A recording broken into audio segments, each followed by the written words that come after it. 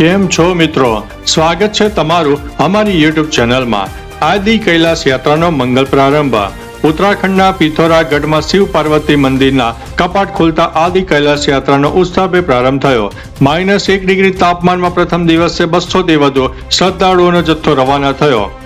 ગાઢ ચૂલાથી શરૂ થયેલી આ યાત્રા 140 કિલોમીટરનો પ્રવાસ ખેડીને પાર્વતી સરોવર પહોંચશે। ગત વર્ષે 35,000 ભક્તોએ દર્શન કર્યા હતા। વહીવટી તંત્રએ કડકડતી ઠંડી વચ્ચે સુરક્ષા અને સ્વાસ્થ્યની તમામ વ્યવસ્થા કરી હતી।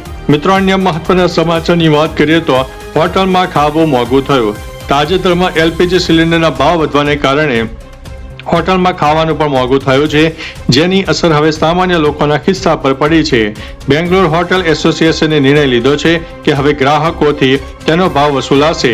હોટલ એસોસિએશને કહ્યું છે કે સિલિન્ડરમાં 993 રૂપિયાનો વધારો ખૂબ જ મોટો છે, જેથી ખાવાનું પણ મોંઘું થશે। વધુમાં તેમણે કહ્યું છે કે હોટલ એસોસિએશને દરેક હોટલ માલિકોને નિર્ધારિત ભાવ વધારવાની મંજૂરી આપી દીધી છે। અન્ય મહત્વના સમાચારની વાત કરીએ તો આમ આદમી પાર્ટીને વધુ એક ફટકો। ગુજરાતના રાજકારણમાં આમ આદમી પાર્ટીને વધુ એક ફટકો લાગ્યો છે। પાનેલી 2 તાલુકા પંચાયતના આપના વિજેતા ઉમેદવાર ચંદુભાઈ જાદવ સત્તાવાર રીતે ભાજપમાં જોડાઈ ગયા છે। આ પક્ષ પલટાને કારણે સ્થાનિક સંગઠનમાં ગરમાવો જોવા મળ્યો છે। આ પક્ષ પલટાથી આપમાં મોટું ગાબડું પડ્યું છે। વધુમાં ચંદુભાઈએ જણાવ્યું કે હું જ્યાં હતો ત્યાં પાછો ઠેકાણે આવી ગયો છું। અન્ય મહત્વના સમાચારની વાત કરીએ તો ગરમીથી મળશે છુટકારો। અંબાલાલ પટેલે કાળઝાળ ગરમીમાં ઠંડક આપે તેવી આગાહી વ્યક્ત કરી છે। આગામી 5 થી 8 મે દરમિયાન રાજ્યના વિવિધ ભાગોમાં વાતાવરણમાં અચાનક પલટો આવશે। આ સમયગાળા દરમિયાન પવનની ગતિ 40 થી 60 કિલોમીટર પ્રતિ કલાકની રહેવાની શક્યતા છે, જે ધૂળના વાવાઝોડા અને કરા સાથે વરસાદ લાવી શકે છે। ભારે ગરમી વચ્ચે વરસાદની આગાહી કરતા લોકોને ગરમીથી આંશિક રાહત મળશે। જો કે માવઠાની આગાહી કરતા ખેડૂતોમાં ચિંતાના વંટોળ ફેલાઈ ગયો છે। અન્ય મહત્વના સમાચારની વાત કરીએ તો પેટ્રોલ ડીઝલના ભાવમાં થઈ શકે છે 4 રૂપિયાનો વધારો। ગેસ બાદ વધુ એક ઝટકો પડી શકે છે। ગેસ બાદ હવે પેટ્રોલના ભાવમાં ભાવ વધવાની પ્રબળ શક્યતાઓ જોવા મળી રહી છે। સરકારી સૂત્રોના જણાવ્યા મુજબ પેટ્રોલ ડીઝલના ભાવમાં પ્રતિ લીટર 4 થી 5 રૂપિયાનો વધારો થઈ શકે છે, કારણ કે તેલ કંપનીઓ નુકસાન કરી રહી છે। યુદ્ધના કારણે તેલ કંપનીઓ લાંબા સમયથી તેમના નુકસાનને પહોંચી વળવા ભાવ વધારા માટે દબાણ કરી રહી છે। ભાવ બાબતે સરકારે કોઈ જાહેરાત કરી નથી। અન્ય મહત્વના સમાચારની વાત કરીએ તો અંબાજીમાં પશુ બલિ પ્રથાનો અંત। યાત્રાધામ અંબાજી ધામમાં એક ઐતિહાસિક નિર્ણય લેવામાં આવ્યો છે। અંબાજી પથકમાં વસતા આદિવાસી લોકોએ હવે પશુ બલિ પ્રથાનો સંપૂર્ણ અંત લાવવાનો નિર્ણય કર્યો છે, જે બાદ હવે આદિવાસી લોકો માતાજીના પ્રસાદ રૂપે શ્રીફળ, ચુંદડી અને સુખડી ચડાવશે। જણાવીએ કે અગાઉ વૈશાખી પૂનમના સમયે બકરાનું બલિદાન અપાયું હતું, પરંતુ હવે મીઠી પૂજા અને પ્રસાદ દ્વારા માતાજીને પ્રસન્ન કરવામાં આવશે। મિત્રો, અન્ય મહત્વના સમાચારની વાત કરીએ તો ધોરણ 10 અને 12ના પરિણામોની તારીખ જાહેર કરવામાં આવી છે। ગુજરાત બોર્ડ દ્વારા લેવાયેલી ધોરણ 10 અને 12ના પરિણામોની તારીખ જાહેર કરવામાં આવી છે। ધોરણ 12નું પરિણામ 4 મેના રોજ આવશે અને ધોરણ 10નું પરિણામ 6 મેના રોજ આવશે, જ્યારે ગુજટેકનું પરિણામ 4 મેના રોજ જાહેર કરવામાં આવશે। પરિણામ વિદ્યાર્થીઓ GSEB.org ની વેબસાઇટ ઉપરથી ઘરે બેઠા જાણી શકે છે। જણાવીએ કે આ વખતે કુલ 15 લાખથી વધુ વિદ્યાર્થીઓએ પરીક્ષા આપી હતી। અન્ય મહત્વના સમાચારની વાત કરીએ તો પોલીસની ગાડી પર ચડીને રીલ બનાવી। અમદાવાદના સાબરમતી રિવરફ્રન્ટ પર પોલીસની 122 નંબરની ગાડીના બોનેટ પર બેસીને રીલ બનાવવાનો વિડીયો સોશિયલ મીડિયામાં વાયરલ થયો। તું ખીચ મેરી ફોટો ગીત સાથે બનેલો આ વિડીયો પૂર્વ રિવરફ્રન્ટ વિસ્તારનો હોવાનું મનાય છે। સરકારી વાહનનો દુરુપયોગ થતા પોલીસની કામગીરી સામે સવાલો ઊભા થયા છે।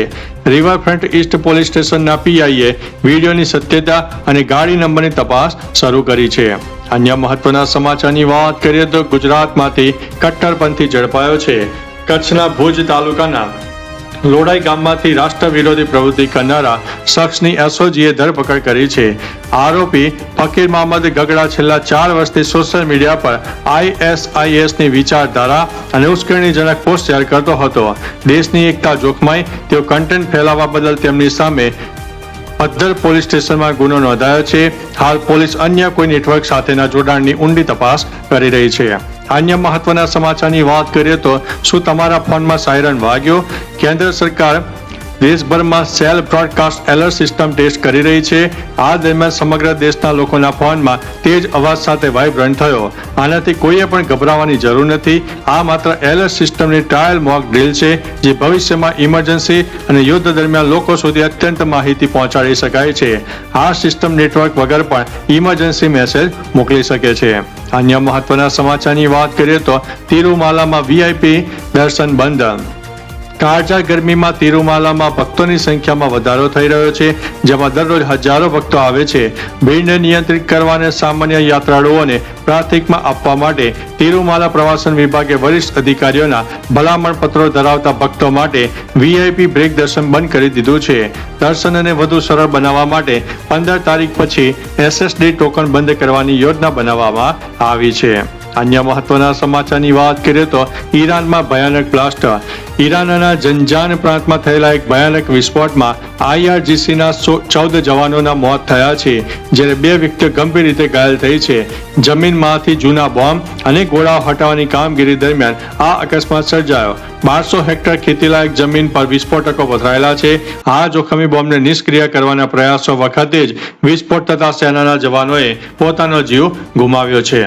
અન્ય મહત્વના સમાચારની વાત કરીએ તો બનાસકાંઠાના વાતાવરણમાં ફરીથી પલટો આવ્યો છે. બનાસકાંઠાના વાતાવરણમાં પલટો જોવા મળ્યો. ડીસા તથા આજુબાજુના પંથકમાં વાતાવરણમાં મોટો ફેરફાર જોવા મળ્યો. ભર ઉનાળે ચોમાસા જેવો માહોલ સર્જાતા ખેડૂતોના માથે ચિંતાના વાદળો છવાયા છે. જો ભર ઉનાળે વરસાદ થશે તો મરચા, ટેટી અને તરબૂચમાં રોગચાળો આવવાની શક્યતાઓ સેવાઈ રહી છે. જે હવામાન વિભાગે આગામી 5 દિવસ સુધી ગરમીથી આંશિક રાહત મળવાની આગાહી પણ વ્યક્ત કરી છે. અન્ય મહત્વના સમાચારની વાત કરીએ તો અમેરિકાએ જર્મનીથી 5000 સૈનિકો પાછા બોલાવ્યા. ડોનાલ્ડ ટ્રમ્પે જર્મનીથી 5000 સૈનિકો પાછા ખેંચવાનો આદેશ આપીને નાટો સાથીઓ વચ્ચે તિરાડ ઊભી કરી છે. જર્મન ચાન્સેલર ફ્રેડરિક મેર્ઝ સાથેના વિવાદ બાદ આ કડક નિર્ણય લેવાયો છે.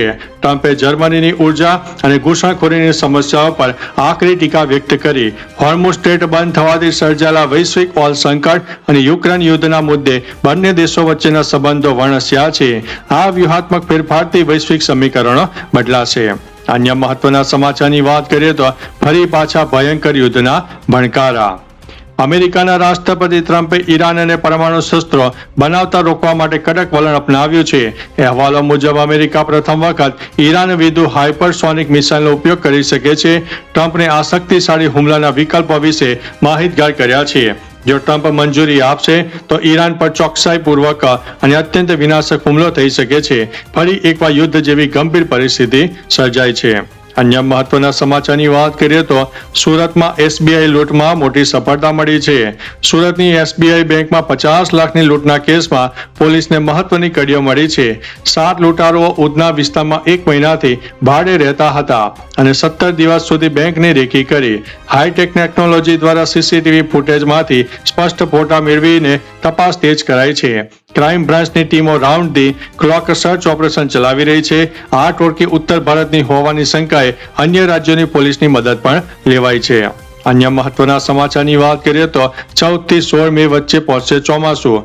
ભીષણ ગરમી વચ્ચે રાહતના સમાચાર છે. ઉત્તર ભારતનું તાપમાન ઘટતા લોકોને ઠંડકનો અનુભવ થશે, જ્યારે પૂર્વી ભારતમાં સતત વરસાદની સંભાવના રહેલી છે. હવામાન વિભાગના જણાવ્યા અનુસાર 14 થી 16 મે વચ્ચે આંદામાન નિકોબાર ટાપુઓ પર ચોમાસું દસ્તક દેશે. જો કે મહિનાના અંતમાં ફરીથી ગરમી વધવાની શક્યતા છે. આ વર્ષે મે માસમાં વરસાદી માહોલ અને ગરમી વચ્ચે મિશ્ર ઋતુ જોવા મળશે, જે ખેડૂતો માટે મહત્વપૂર્ણ સાબિત થશે. અન્ય મહત્વના સમાચારની વાત કરીએ તો મોટા સમાચાર, ઈરાનનું મોટું એલાન.